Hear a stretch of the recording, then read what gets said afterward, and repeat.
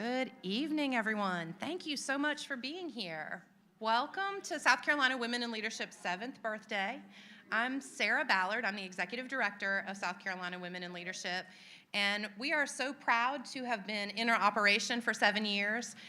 We're so grateful. So everyone here now is officially a member. Whether you were a member before you are SVP'd or not, we have now brought you into the fold and you are officially a member. So I want to thank you for your support. We have several of our founders and board members here as well. So I would love to, if you're a founder or a board member, if you want to wave or if you feel inclined to stand up. Thank you so much for being here. Welcome to the folks at home. So we have watch parties happening across the state. We are doing a live stream so that our watch parties across the state can also hear what our fantastic panelists have to say. And so it's just so exciting to have so much support for women in leadership. I think that we all know that, the time is now. If we don't step up and take leadership roles, no one is going to give them to us. And so I don't want to spend a ton of time. I would much rather hear from these panelists, these women that are leading, about how they decided to step into leadership, the experiences that they've had. But we are really proud that we helped over 1,000 women last year find either a way to support a woman in leadership or find their path to leadership. And we really hope that you'll leave tonight knowing that there is a place for you in our organization, whether you want to lead yourself, whether you want to run for office, and whether that's at the local level or another position, or if you never want to run for office, there are thousands of appointed positions across the state. Or maybe you just want to support a woman who is stepping into leadership. You want to help with the campaign. You want to help us recruit and identify qualified women. There is a place for you in our movement. And I hope you'll be inspired by the panelists tonight. We are impressed that they were willing to give their time on a weeknight to come and share their experiences. And so I'm going to turn it over to Diana Watson. She's going to be our moderator tonight.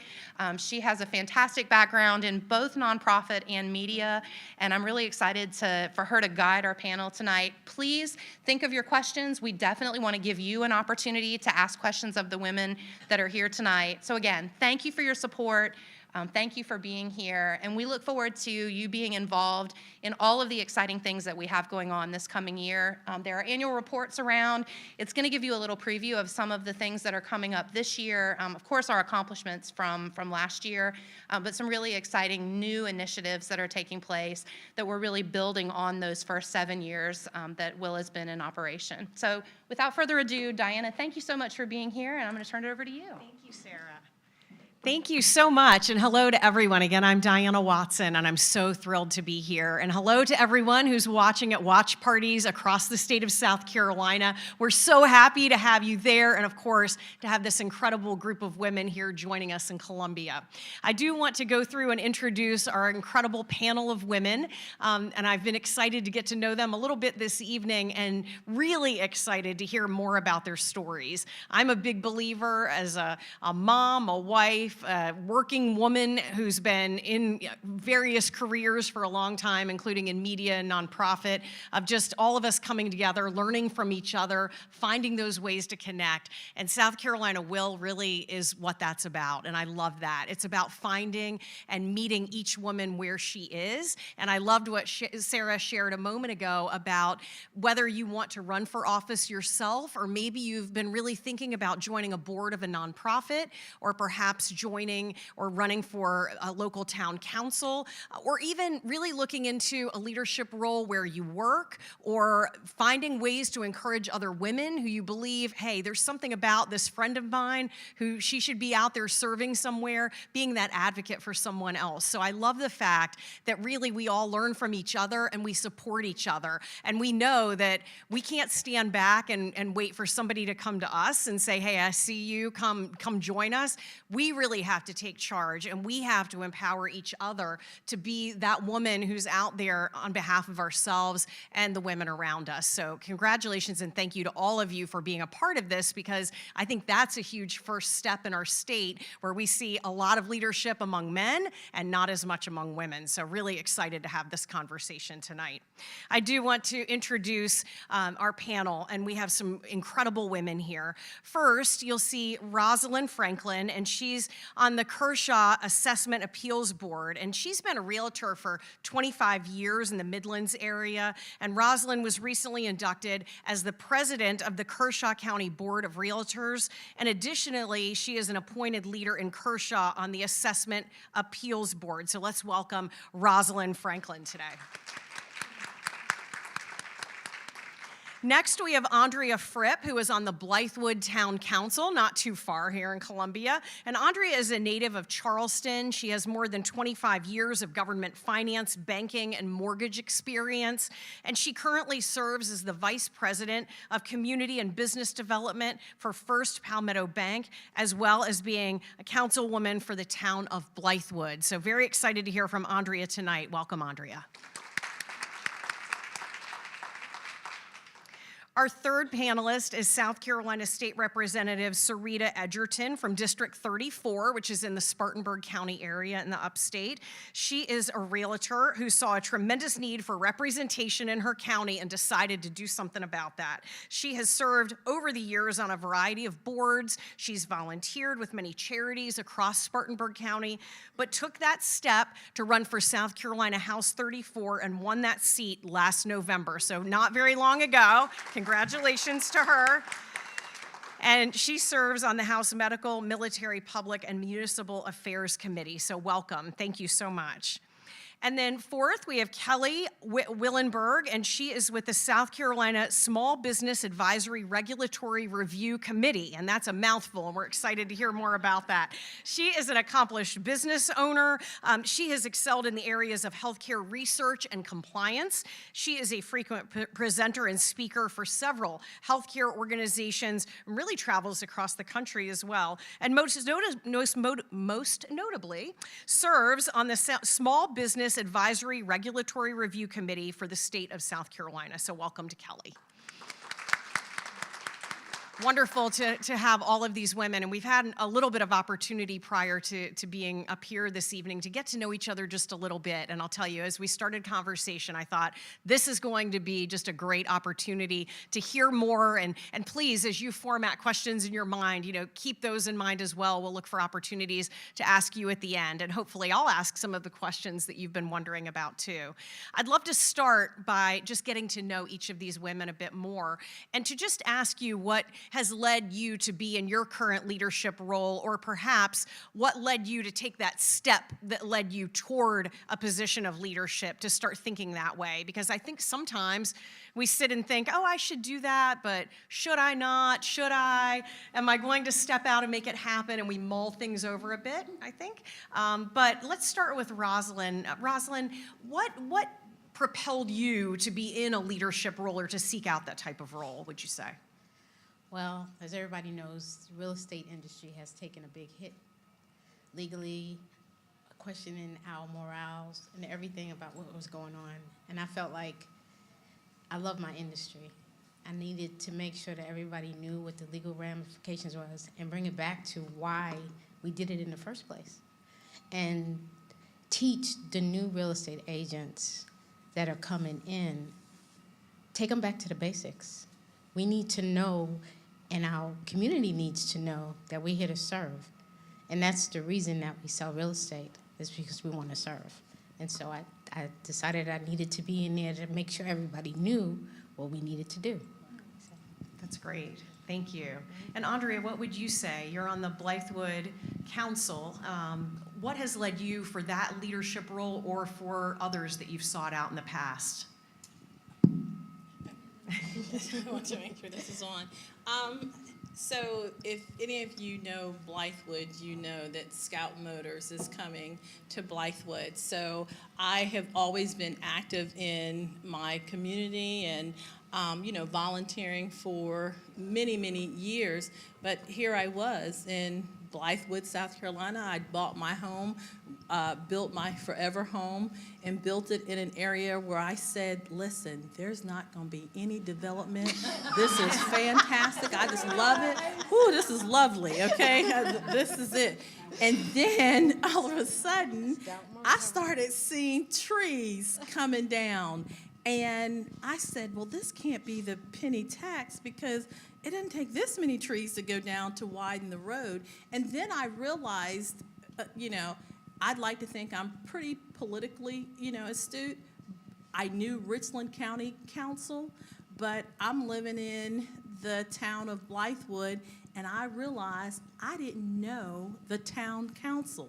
But then I also realized that the town council wasn't doing a very good job of informing the community about what was going on. And then as I started to really look into it, I said,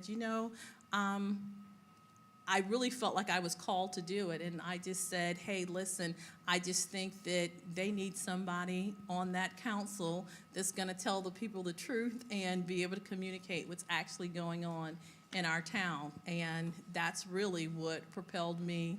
I was nervous, but it propelled me to run. And I'm so glad that I did, so that I can be a voice for those who didn't have a voice before.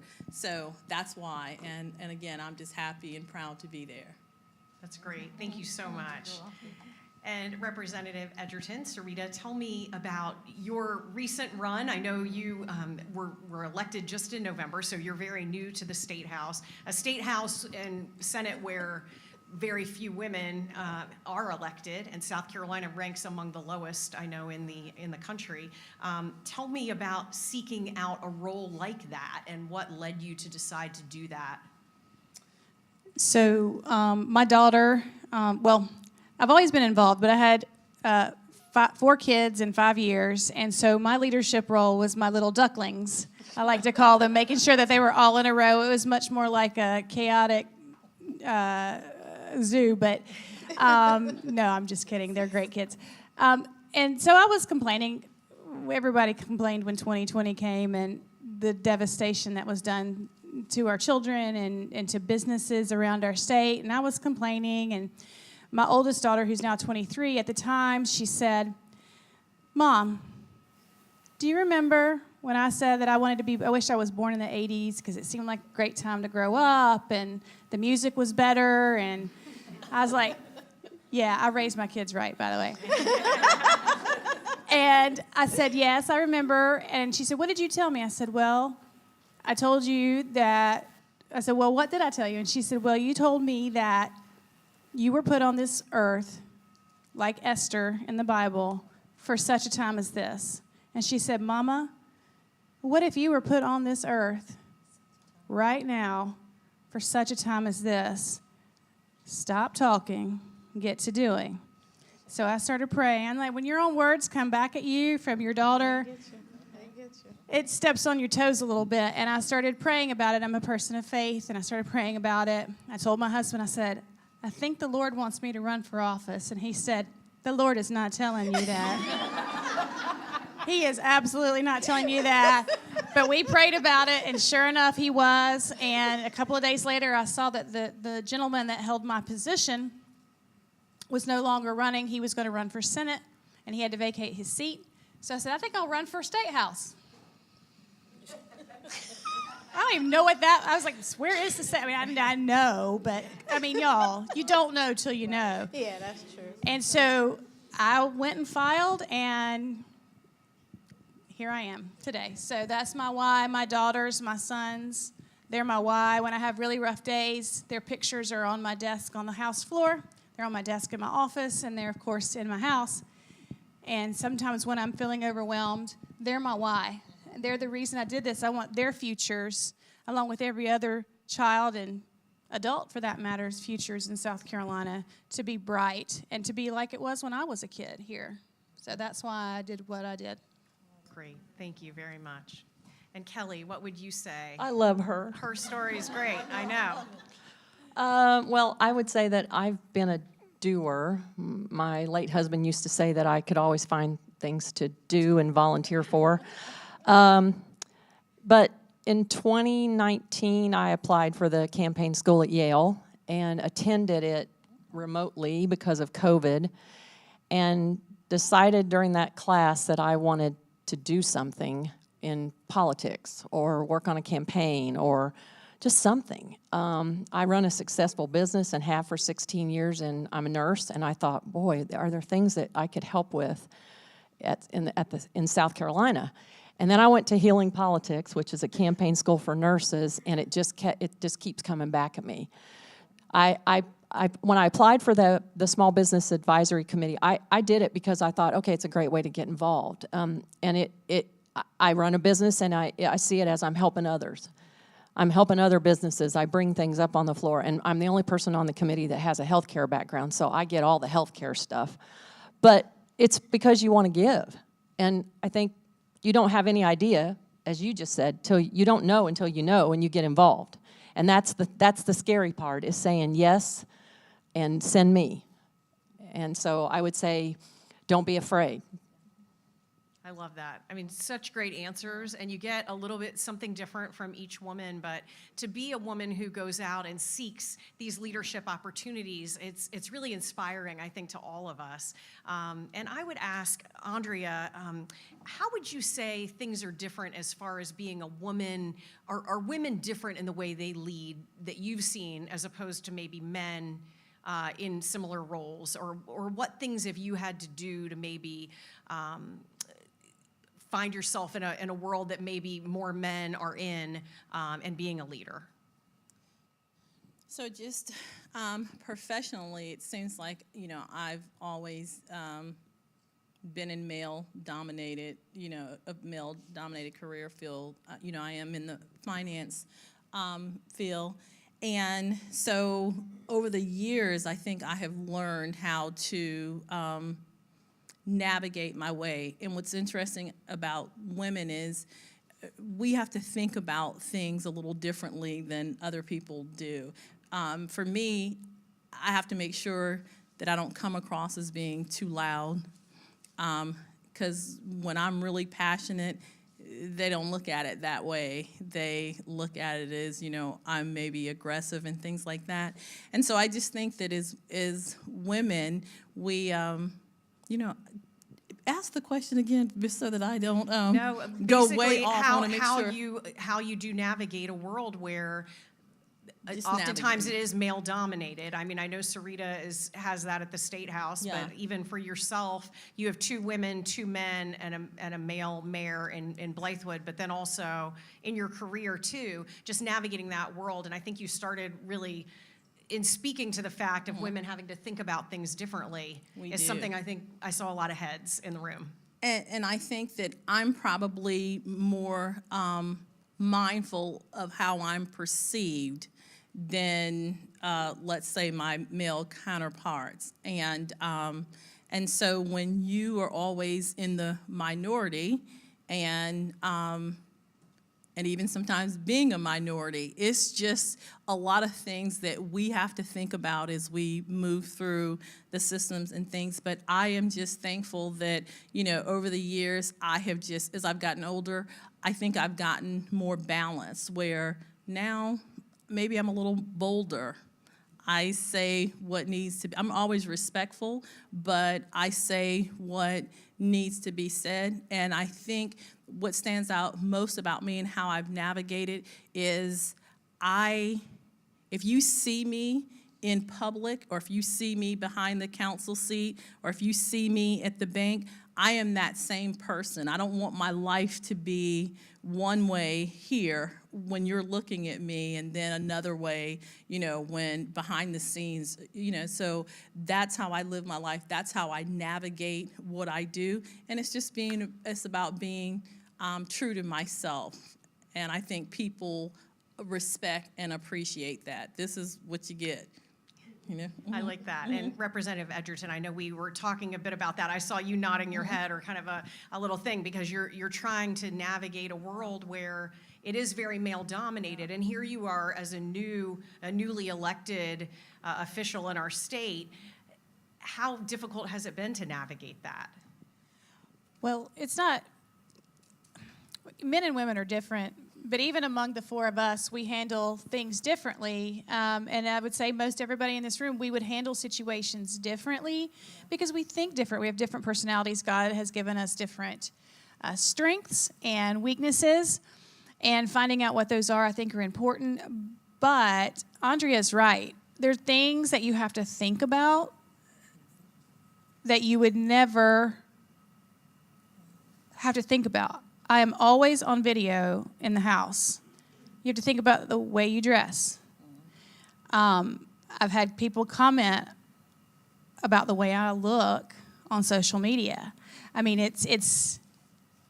well, let's talk about policy. Let's talk about what I said. Did you even listen to what I said? Did you speak too emotionally? Are you emotional? Yes, I'm passionate. And I made a video today on my social media, and in the middle of the social media post, I teared up a little bit because I was overwhelmed by the amount of support that I got from the people around the state in this particular issue. And I said, I'm sorry for getting so emotional, but you guys just overwhelmed me. And I got so many comments saying, don't apologize for your passion. Don't apologize for your passion. Ladies, don't do that. And I think a lot of times we do have to, we don't have to, but we do apologize for our passion when we shouldn't. That's the way we were created. I raised 2 sons and 2 daughters, and they're vastly different from one another. And so you have to constantly think about, what am I wearing? How are my words perceived, or the way I deliver my words perceived? I have been, since January, called the hammer. I've been called a tool. I have, but I say, I'm in my 50s, and at this point in life, I really couldn't care less what these people think about me, because what I say is the truth. What I say is the truth, and what I say comes backed by facts. And when I made a speech in a subcommittee this week, and I was told, you shouldn't have done that. You should be quiet for your first couple of years. I'm like, you don't know me. I hadn't been quiet since that day I came out. So, and you can ask my family about that. That's for sure. So I think a lot of times it's similar, but there are men who have to worry about those things too. So I think we don't necessarily need to get into that male and female thing. I think it's more of a personality thing, but it is a consciousness of, I represent my family as their mother and my husband's wife, and I represent my God. And how does that look? And how does that look to the world that's watching me on video? And I want to portray someone that my God can be proud of. And that's hard. Someone that my husband can be proud of and my children can be proud of. I don't have grandchildren yet, one day, but and one day they can say, look at what my grandmommy did. So that's kind of the way I think about it. But you do have to put up guards. You have to put up, I have to do a fashion show. Is this too revealing? Is this too clingy? Is this too, like right now, I'm a little bit nervous about my dress because it's got a little bit too much of a split there. There's all kinds of things you have to think about that men who put on suit and ties just don't have to think about. So, yeah. No, thank you very much for that.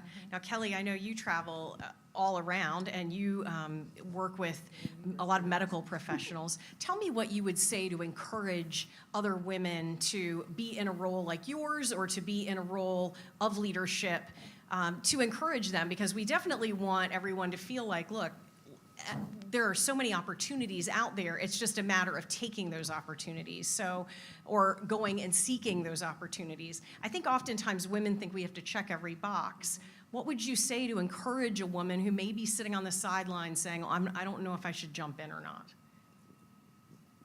First of all, you have to believe in yourself.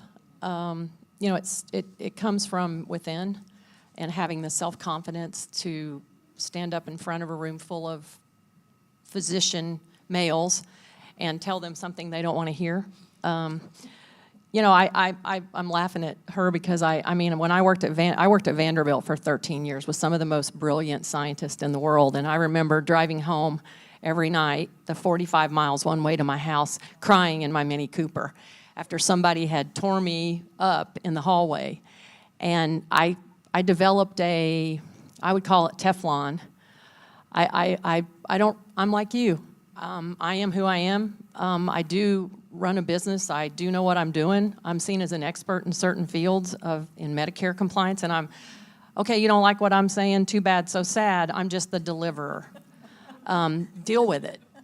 You know, and I think that as all of us have felt, it's hard to get there when you are put on display. They're looking at what you wear. They're looking at how you react, or how you nod your head or flip your hair, or I mean, if you cry. I mean, those are things that are real. But you have to believe in yourself to think, I can do this. And you know what? At the end of the day, it's you who's looking in the mirror. I mean, my husband's gone. He died suddenly 8 years ago, and he was my biggest cheerleader. But when I pulled in that driveway from 2 weeks on the road, he'd say, okay, come off the cliff, you're not at work. You don't have to prove anything to me.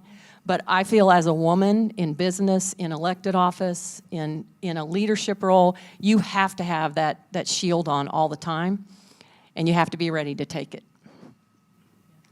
I fully understand that. And that whole idea of having that shield, of kind of feeling, I had that for a bit myself in news, of having to be that person and sit up in a newscast and carry myself a certain way where, and then you kind of drop the shield at home. Wait a minute, I can relax here. And I think so many of us just professionally have come through situations like that, or experienced situations like that. Rosalind, what would you say have been some of the most rewarding aspects of being in a leadership role? I know for you, being involved in real estate in Kershaw County, what has it meant to you to kind of, as a leader, to see yourself in that role, and what have you taken from that experience? Well, getting involved in the community, because in Kershaw County, we really love our community. And so we have a lot of the community members that are part of the board as well, to make sure that we keep Kershaw County running and thriving. And it's really close-knit, so I like that. In the leadership role, being able to teach and pass on the things that I've picked up over the years has been very important. And to help other people thrive and grow, it just makes you feel so good. So giving back in that aspect has been always my passion and my dream, so that's what I like to do. So I love that. Pay it forward. that's right. That actually does lead right to my next question, is about leadership, mentorship, and networking. And I know for myself, I've mentored a lot of younger women and really thought about that, because we're doing what we can do, but then how do you bring along the next generation? And how do you, even in our daughters or in young people we might experience, how do we introduce them to a world in which we're not sort of the, one person in the room or two people in the room, that the reality and the norm is that there are a lot more women represented. So what would you say, Kelly, I'll start with you, about that idea of mentorship, networking, the importance of women, and that's really what WIL does as well, kind of sticking together and supporting each other. Well, I have 6 grandchildren and 1 on the way, due any time. And when I think about leading and mentoring, I'm looking at my oldest granddaughter, who's 9, and how does she see me?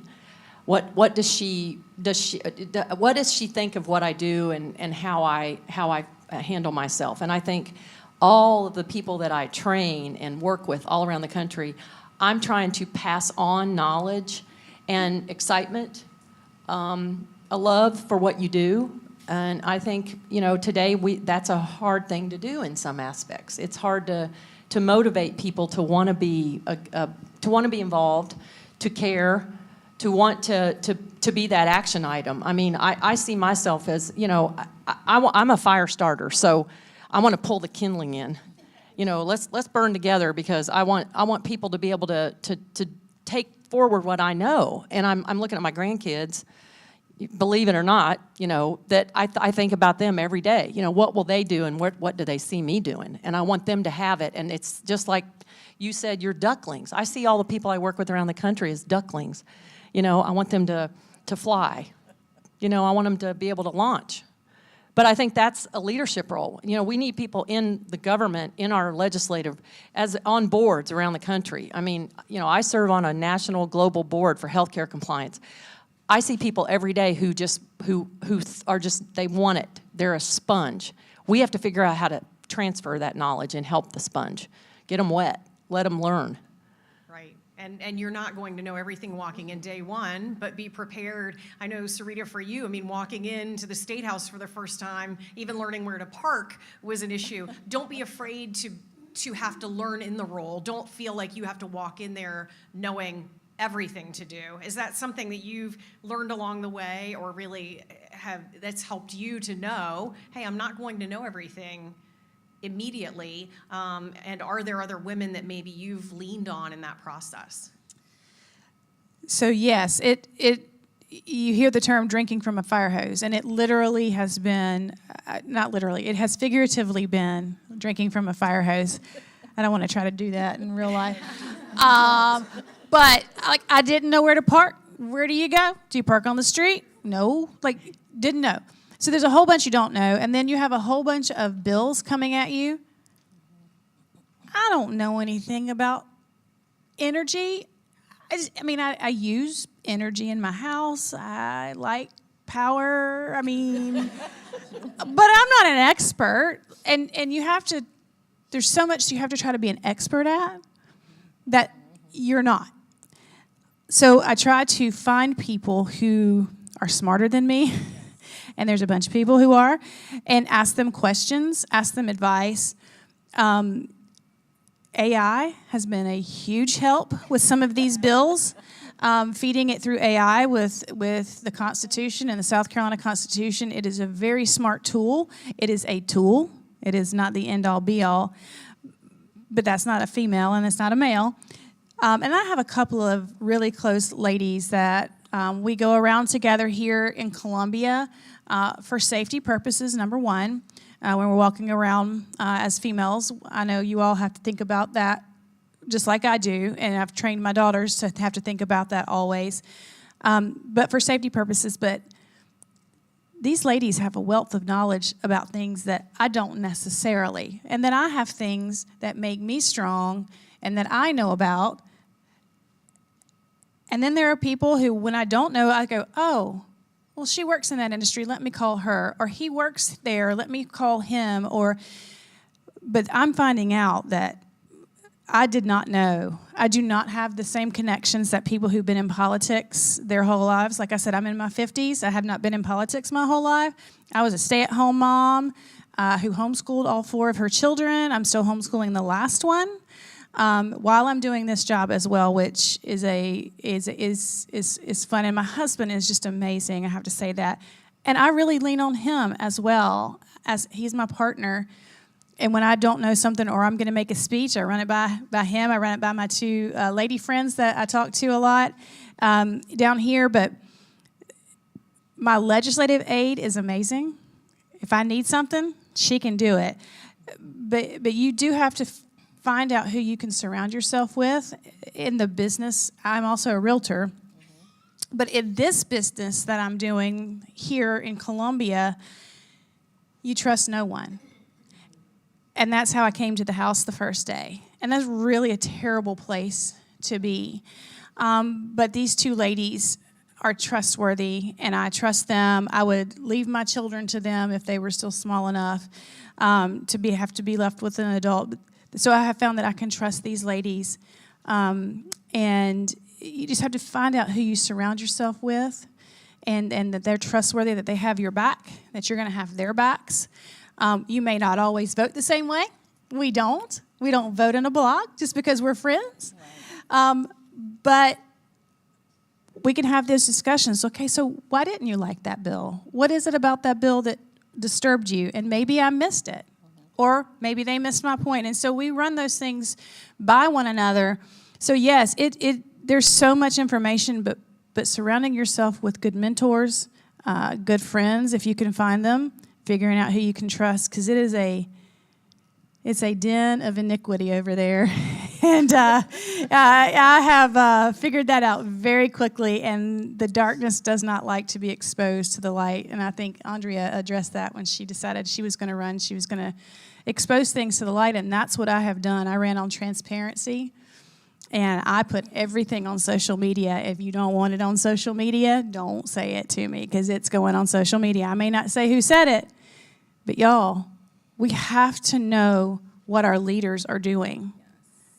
It's been too long in the darkness. And so that's why I ran, and that's why I'm here. But finding those people that you can trust, and I have a few very close lady friends here that I can trust very well, and I have some men friends who I can trust. So it's nice to be able to. They make sure we get back to our hotels okay, and it's very nice. That is. Yeah, and there are some though I wouldn't trust to put me out if I was on fire. So. No, I love that. Thank you. Thank you. Now, Andrea, this was your first time running for an office, right? Yes. So tell me, did you say to yourself, or what was that spark? You spoke to it a bit, but what was the thing that made you say, yes, I'm going down and I'm registering and I am running? And what contemplation did you go through? What made you say? Did you have to Google that? I'm doing it. Did you Google that? No. I had to Google it. No. I didn't know what to do. Lord. Okay. How to run for office. I literally wrote that. Wow. No. I didn't have that. I felt led, and for quite some time. Once I saw the issue, and I didn't even initially pray about it, but I felt like it was kind of dropped in my spirit, and I'm like, okay, yeah, God, you're not talking to me about that. Then it kept coming up. And I thought, okay, am I meant to run? And then I said, okay, God, here's the thing. If this is you and you want me to run, then I'm going to do it, and I believe I'm going to win. But I will tell you, as I was running, I didn't feel that way. It was very lonely. People say there's no permanent friends or enemies in politics. I don't know that I trust a lot of people, and I'm small town, local politics, but it almost seems that when it's good for people or when it's convenient, then they like you. And so you have to have thick skin. You have to know who you are. Yes, I was blessed to run the first time and win. I don't consider myself a politician. That's one thing that I'm thankful for. Yes, that I may actually be a politician. But here's the thing. I'm in my mid-50s.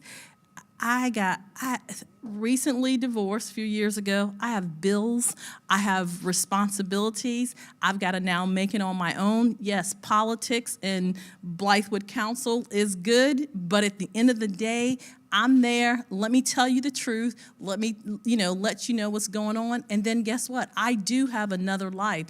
The job that pays me, because, it's not Blythewood Council where I'm getting, wealthy off of. But I think I keep saying, staying true to myself, just getting in there, doing the job, and, and trying to separate politics from my personal life. I like that a lot, and that idea of not being a kind of a career politician. I'm but not. You saw a direct issue 8 that years, impacted I'm out. you, and you I said, did not vote for that, by the way. And you said, here's an issue that's impacting me, something I'm noticing in Right. my community that I care about. Let me Right. respond, run, be a leader in this situation, and then play an important role for a time until you're not wanting to anymore. Because I know I'm going to tell you the truth, because I don't have to die as a Blythewood Council woman, when I'm 80. So, yeah, I'm there. I'm going to tell you the truth, and then I'm out. That's kind of it. I love that. When I knocked on doors, I would tell people, I've never run for office before, and I don't want the words retired politician on my tombstone. Right. I said that at every door, and I mean it. And you're the one elected, so I love that. Well, Roz, for some people who may not want to be in elected office, but maybe want to seek a board, maybe there's someone watching at a watch party or here who says, there's a nonprofit in my town that I'm interested in joining, or there's a promotion opportunity at work that I might seek out. What encouragement would you give for women to say, leadership doesn't mean an elected office necessarily. It may mean being in any role where you seek something beyond, your exact position. What would you say in encouragement to them to seek out and look for those opportunities? If you are thinking about it, if you are even hinting, should I do it, then that means that there's a passion there. And that means you need to go for it. So if you hint to yourself, well, maybe I need to learn a little bit more about that, then you know what? Go for it. Learn it. That's your subconscious telling you that you need it. And when your subconscious tells you that you needed to do something, then you need to go do it. So many things come out when you take that first step. So you just need to take the leap of faith in yourself and take that first step. And you can give so many other people so much more than what you thought. So. I love that. I love that. Kelly, you were nodding your head on that. Do you feel the same? Everybody in here is either a wife, a mother, a significant other, an aunt, a grandma. You have kids, grandkids, or you have pets. You can be in politics. Okay? Because you are a multitasker and you lead. Do not be afraid. I mean, it's just taking that step and believing, like she says, and she says, I just decided I was going to do it. And okay, they're different than me. I keep sticking my toe in and going, oh, I don't know. And they both went, dive, let's go. So I'm looking at them going, okay, well, I just need to do it. And there's so many positions, South Carolina boards and commission. There's positions all over the state in various things. I serve on the Greenville Greater Mental Health Board. I mean, there's so many other things that you can do, that you can give your time and you can learn, but not go all in. I mean, she went all in. She did. I mean, scary, brave, she didn't even know where to park. That's kind of scary to me. That's like going to Chicago and not knowing how to take a Uber. I mean, but, I travel all over the world, so it's like I'm looking at her going, whoa, she didn't know where to park. But you can do this. Everybody in this room can do it. Just do it. And I'm saying that, and I got to go home and look in the mirror and just do it. Right, it almost encourages ourselves, right, as we're giving this advice. I love that. And one thing just for everyone, the SC WIL website is a great resource. If you go on, it has the list of boards around the state that are looking for people. And I've worked in nonprofits in the past, and I can tell you that every year it comes around time where we say, okay, we're looking for people to be on the board. Well, be one of those people. If it's an issue that maybe you care about, so for Kelly, it's a mental health board in the upstate. It may be that it's an organization for veterans. It may be something that is a child-related organization that maybe you have a passion for something. Definitely look for those opportunities and use SC WIL as a resource, because you can not only look on the website, but if you're just thinking to yourself, I'm trying to find something, definitely reach out, because these are exactly the opportunities. A lot of these organizations, as they're looking at their roster on a board, they want to know that they have a diverse group of people on their board. They would love to have women represented on the board. So definitely seek those things out. Or go and volunteer at an organization, spend your time there, get to know it a bit, and then they'll look to you and say, hey, this is a person we would love to have involved in our board. But look for those resources and those opportunities. I know recently in Greenville County, they put out a lot of social media saying we're looking for people to fill these 5 or 6 boards in the community. So look for those opportunities, because it could be a step, it could be what you want to do and you say that's where I'd like to serve. It could be a step forward to, okay, I'm serving there, then next I'd like to do something else, or next I'd like to run for office. So you never know where one thing may lead to another. Well, and work on a campaign. I would That's say a great that's idea. another area where I've been involved in some campaigns for women around the country, and I think working on a campaign, even if it's a city council, you learn about the process. You want to understand the process, and that's the luxury of working on a campaign or serving on a board. You kind of learn what's going on at the State House. I learn about bills, and then we're asking questions and we're having conversations with people. So it's a learning opportunity to serve. It is. I mean, it's such an enrichment, don't you say, to be in these situations. I mean, probably all of us, even those of us in our 50s, we're learning on a daily basis. I mean, still, I feel like I learn something new every day, right? So what would you say to going and taking that leap, even if you are in your 50s or beyond, to say, I'm going to go out there and go for it at this point? What would you say about that? You want to go first? I turned 50, and then a month later I filed for office. So I called it my year of Jubilee, which is from the Bible. And I was a year behind, but it's fine. It's close enough. But yes, I serve on my Spartanburg delegation, and each one of your counties has a delegation. I bet you didn't know that. There's a delegation meeting about once a quarter, depending on your county. But we're having to fill boards for energy boards and fire boards, fire districts and things like that. And oftentimes, there's not even a candidate to put on a board. There are places where you can serve, get involved. I taught 9th grade girls at church for 20 years. That's leading. That's leading the next generation. Yeah. I love hanging out with teenage girls. They're amazing. This last Monday, I met with Miss Upstate, who just happens to live in my district. She wanted to meet with me, and she said, "Do you have any advice for me to run for office one day or to do something else?" And I was like, I'll just train you. You can go ahead and take my position when I'm done. We'll just go ahead and, you have to be 21. So as soon as you turn 21, we can have you ready to go. But she just is eager to get involved, and she started this nonprofit. I'm like, what was I doing at 20 years old? It wasn't that. Right. And but yeah, invest in the next generation, but also invest in yourself. You have, if you're breathing currently, I think everybody is, you have something to give to people. You have something to do. What is your passion? For me, I volunteer at my local pregnancy center. That's my passion. I've been doing that for 2 decades as well. We may not agree on that issue, but that's my passion, is to help young women who find themselves in very vulnerable spots. And so that's my passion. That's where I started, teaching Sunday school.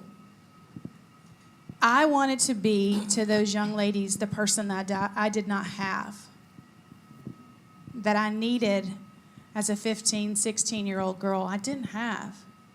And so whatever your passion is, it could be helping the elderly, Alzheimer's. Pick your thing. There's an organization that's helping those people. So find what that is and get involved, because only those people who get involved and show up get things done. The rest of the people are just sitting on their fat behinds at home. They might be raising kids. And if you're in that spot right now, raising kids, that is your leadership position. Being a mom, to me, has been a big, giant blessing. And leading my kids, I would never trade those years for anything. Being with my husband and leading them, I wouldn't trade for anything. But doing something where you can help out the next generation to find their passion as well, I say go out and do that. I love that. Mm-hmm. And on that note, I want to thank all of our panelists today, Rosalind, Andrea, Sarita, and Kelly. Thank you all. Let's hear it for them. Some great words of wisdom today. And thank you so much to South Carolina Women in Leadership for a great opportunity as well. And Sarah, I'm going to turn it back over to you. Sure. And so we're going to have cake in a minute. I know that's the moment that we've all been waiting for, is birthday cake. But before we do that, I'd like to invite Barbara Rax.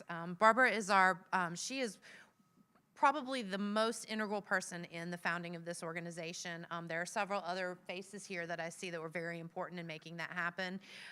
She is our former CEO. She's